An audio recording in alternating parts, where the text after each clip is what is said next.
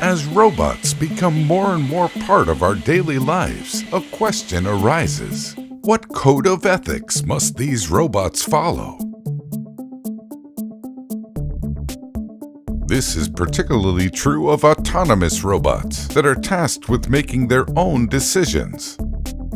Robot ethics is an interdisciplinary research effort that aims to understand the ethical implications of robotics and answer that question for us all. Researchers from areas as diverse as robotics, computer science, psychology, law, philosophy, and others are uniting forces to ponder the question and seek an answer. Initially, the main focus was on military robots, since they have the power to use lethal force.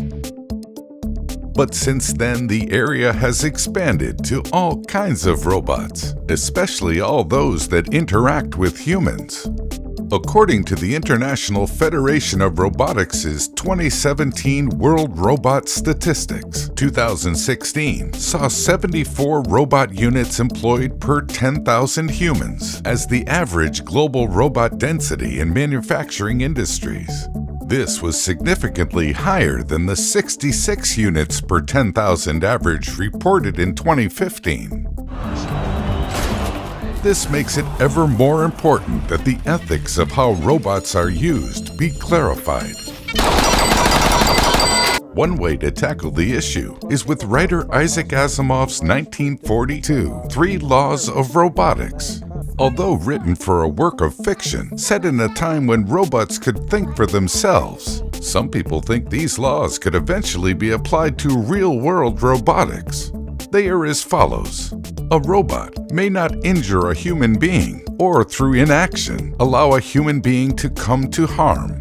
A robot must obey the orders given it by human beings, except where such orders would conflict with the first law. A robot must protect its own existence as long as such protection does not conflict with the first or second law. The questions these laws and robot ethics are truly trying to answer are, how can we create robots that never harm humans? When robots can finally think for themselves, who or what is going to be held responsible when or if an autonomous system malfunctions or willfully harms a human?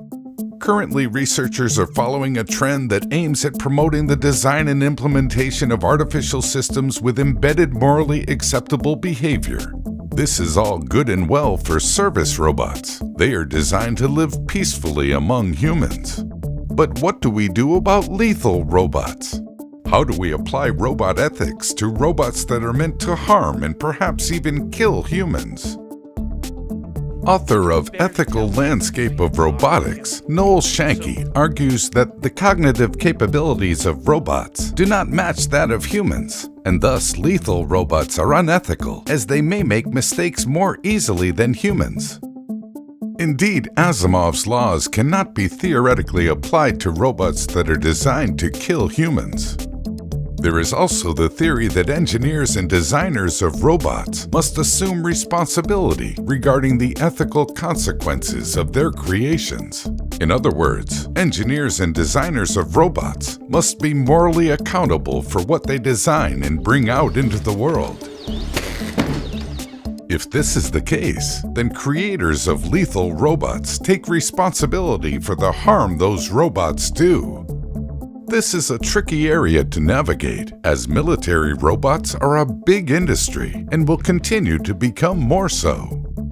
In the end, robot ethics seem to leave us with more unanswered questions. Only time will tell how the field evolves with the advent of more and more robots. But since the age of robotics is upon us, it might serve us well to explore robot ethics at a faster pace.